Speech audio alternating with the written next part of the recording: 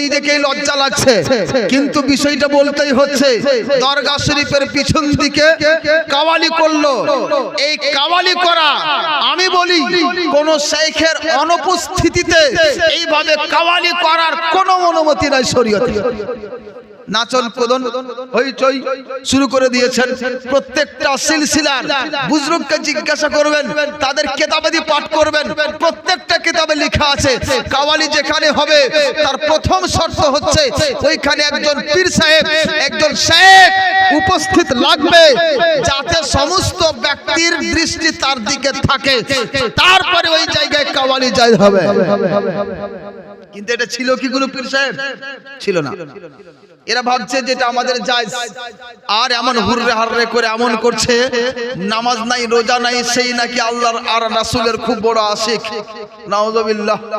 এইতে দ্বীনে ইসলামকে, বিশেষ করে এই আহলে সুন্নাত ওয়াল জামাতকে এই রকম কিছু হুনঠা নবযুবক বদনাম করে ফেলে দিল। ওই খারাপই করবে ওরা, কর্ম বিগড়াবে ওরা, আর জবাব দিবে মুফতি সাহেব। কাজ পাইনি, জবাব দিতে হচ্ছে মুফতি সাহেবদেরকে। তারা তো করে ফেলে দিল। এই কিছুদিন পূর্বে আপনাদের পাশে একটা জায়গাতে মহিলাদেরকে নিয়ে এসে কাওয়ালি করলো। কাওয়ালি নামটা কিন্তু ধর্মীয় নাম। কাওয়ালি করছে, আল্লাহ রাসূলের নাম গুণগান গাইছে, কিন্তু ওইটা গুণগান গাইছে ঠিক, কিন্তু শরীয়তের বাইরে না শরীয়তের ভিতরে? বলেন তো আপনারা। এই বেটি ছেলের কাওয়ালি শোনা, মেয়েদের কাওয়ালি শোনা, এটা শরীয়তের বাইরে, শরীয়তের ভিতরে নাই। বুঝা গেল? শরীয়তের বাউন্ডারির ভিতরে যখন এটা নয়, ওর বাইরে আছে, এই জন্য এটা করলেও আল্লাহর সন্তুষ্টি পাবে না, এটা বহির্ভূত কাজ। টাইগার এই দেখেন আমাদের উপস্থিত হয়ে গেছেন। কোন জায়গায় নাই যেখানকার লোক হযরতকে চিনেন না। আমি এই বয়সে এই মতোই দেখছি মনে হচ্ছে। আমরা তো মোটা হয়ে গেলাম, আগে পাতলা ছিলাম, হযরত ওই রকমই আছেন। আল্লাহ পাক ওনার হায়াতকে আরো দারাজ করুন, ইমেলে আমলে বরকত দিন। আহলে সুন্নাত ওয়াল জামাতের উপর ওনার এই ছায়া যেন দীর্ঘায়ু হোক। সকলে বলুন আল্লাহুম্মা আমিন। যাই হোক, হুজুরের সময় নষ্ট করব না। আমি যেটা বুঝাচ্ছিলাম আপনাদের, দুটো জিনিস। একটা কি, আল্লাহর সন্তুষ্টি হওয়া লাগবে, আর ওই কাজটা শরীয়ত সম্মত লাগবে। শরীয়ত সম্মত যদি না হয় তবুও কাজে লাগবে না। আল্লাহর সন্তুষ্টি শরীয়ত সম্মত যদি হয় আর আল্লাহর সন্তুষ্টির উদ্দেশ্যে না হয়, তাহলে সেটাও কাজে লাগবে না। দুটোতেই লাগবে, শরীয়ত সম্মত হওয়া লাগবে আর উদ্দেশ্যটাও আল্লাহর সন্তুষ্টি হওয়া লাগবে, তাহলে ওই কাজটা ভালো হবে। না হলে আপনি হাজারো কাজ করে যাবেন, আপনার ওই কোনো কাজ কাজে আসবে না। এইরকম অনেক কিছু আছে যেটা আপনারা দেখবেন। আপনাদের এখানে একটা কথা বলি, আমি নিজের বক্তব্য ইতি করব। আপনাদের এলাকায় ঈদের দিনের পরে দেখি বড় বিশাল চাদর নিয়ে বিশাল সমাগম করে, আর আপনাদের এই সব এলাকা থেকে দরগা শরীফ যাওয়া হয় চাদর নিয়ে। আচ্ছা, এরকম একটা দেখছি কিছুদিন থেকে দেখা যাচ্ছে, ঈদের পরের দিন অথবা ঈদের দিন যাই হোক যাওয়া যাচ্ছে, এইটা চাদর নিয়ে যাচ্ছেন দরগা শরীফে। এইটা কি এমন, কিসের জন্য যাচ্ছেন? উদ্দেশ্যটা আপনাদের কি? এত দূর হেঁটে যাচ্ছেন, কষ্ট, গাড়ি আছে, ঘোড়া আছে, বাইক আছে, সবকিছু আছে, কেন কষ্ট করছেন? আল্লাহ পাক বলছেন নিজের নফসকে, নিজের জানকে কষ্ট দিও না। এত দূর হেঁটে যাওয়া দরকার কি আপনার? ব্যবস্থা আছে। দ্বিতীয়ত, ওই চাদরটা নিয়ে গিয়ে সবাই চাপালেন। কটা চাদর হলো এলাকাতে? কতটা চাদর যায়? কতটা চাদর যায় বলেন না গো? মোটামুটি এই এলাকা থেকে কতটা চাদর যায় ওই দিন? 2টা 4টা 5টা, কত? অগণিত। যদি অগণিত হয় তাহলে এই জিনিসটাও কিন্তু আপনাদের ভুল হচ্ছে। মাজার শরীফে চাদর দেওয়া জায়েজ, মাজার শরীফে চাদর দেওয়া জায়েজ। কেন জায়েজ? লক্ষ্য রাখেন, কেন জায়েজ? এই জন্যই যাতে এই বুজরুগের কবরটা সাধারণ কবর থেকে পৃথক হয়ে যায়, মানুষ দেখেই যেন বুঝতে পারে এই কবরটা ভালো কবর, কোন একটা বুজরুগ ব্যক্তির কবর, কোন একটা আল্লাহওয়ালা ব্যক্তির কবর। এই জন্য তাতে চাদর দিয়ে দেওয়া হয়, যা থেকে মানুষ বরকত লাভ করার সুযোগ পেয়ে যায়। এ হচ্ছে উদ্দেশ্য। তাহলে একটা চাদর এর জন্য যথেষ্ট কিনা বলেন? কটা চাদর লাগবে? কটা লাগবে? একটাই যথেষ্ট। উদ্দেশ্য যার জন্য চাদর জায়েজ করা হয়েছে ওর জন্য একটা চাদর যথেষ্ট। একাধিক চাদর দিলে কোনো কাজের লাগবে? কোনো লাগবে না। আমার পরনে একটাই পাঞ্জাবি যথেষ্ট। দুটো তিনটা চারটা পাঞ্জাবি পরলে মানুষ পাগলা বলবে না? সে মুফতিজার মাথা রেখে গেছে, পাগল হয়ে গেছে। আচ্ছা, মাজারে এত চাদর চড়ার উদ্দেশ্যটা কি? এবার ওই চাদরগুলি কি হয়? কোন গরিব মিসকিনকে দেওয়া হয়?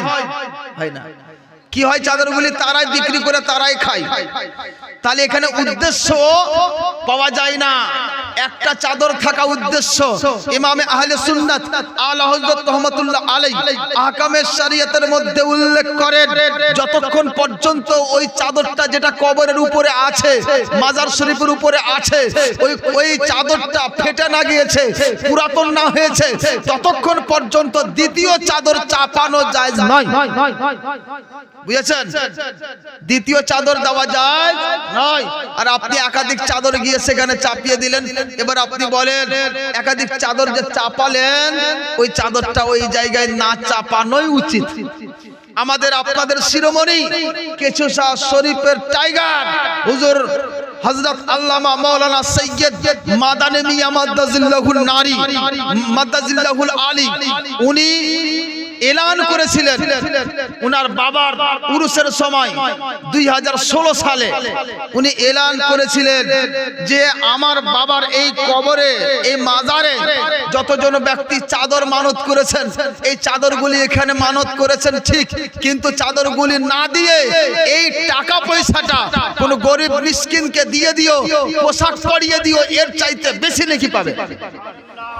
এটা আমার কথা নয়, কেশু শাহ শরীফের শিরোমণি উপস্থিত আমাদের ভারতের মধ্যে বড় বড় যারা সবচাইতে বড় বড় তাবড় আলিমে দ্বীন, তাদের মধ্যে তিনি একজন। হুজুর মাদানী মিয়া সাহেব কেশু শাহ শরীফের মধ্যে একজন বিশাল ইলমওয়ালা ব্যক্তি। যত আলিম আছে সবারই মাথার তাজ উনি আছেন। উনার এটা বক্তব্য, আমার কথা বলছি না, আমাকে নাও মানতে পারেন, কিন্তু উনার কথাটা শ্রবণ করবেন।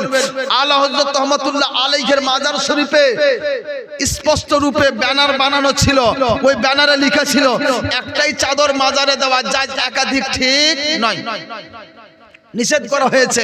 এইরকম একাধিক দলিল আছে, আপনাকে দেওয়া যাবে। শারহে মুসলিমে আল্লামা গোলাম রসুল সাইদি রহমাতুল্লাহ আলাইহি এই কথাটি উনিও উল্লেখ করেছেন। অনেক দলিল আছে। যাই হোক, তো কবরে অথবা মাজার শরীফে একটাই চাদর দেওয়া প্রয়োজন, একটাই চাদর যথেষ্ট। একাধিক চাদরটা ফুজুল, এটাই তো।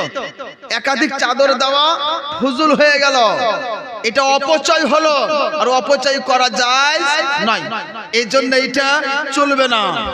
এবার আপনি কি শুধু চাদরই মানত করছেন কেন? চাদর কি দরকার? চাদর মানত করে যখন নেকি নাই, এই চাদর মানত না করে আপনি ওই জায়গা বাদ দিয়ে আপনি আপনার এলাকায় অনেক মাদ্রাসা আছে, কোন একটা ব্যক্তি এমন আছেন যে একটা সাবান কিনে কোন তালবেলিংকে দিয়েছেন? বলতে পারবেন? নাই। কোন একটা গাঞ্জি কিনে কোন একটা তালবেলিংকে দিয়েছেন? না। কোন একদিন এক প্যাকেট 30 টাকার একটা রাজামেরি বিস্কুট কিনে কোন একটা তালবেলিংকে দিয়েছেন? নাই। কোন একটা গামছা কিনে তালবেলিংকে দিয়েছেন? নাই।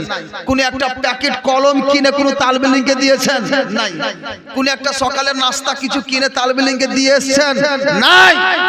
এই তালবেলিম হচ্ছে আপনাদের জন্য ভবিষ্যৎ। এদেরকে আপনি দেখেন সারা পৃথিবীতে দিন ধর্ম ছড়িয়ে যাবে।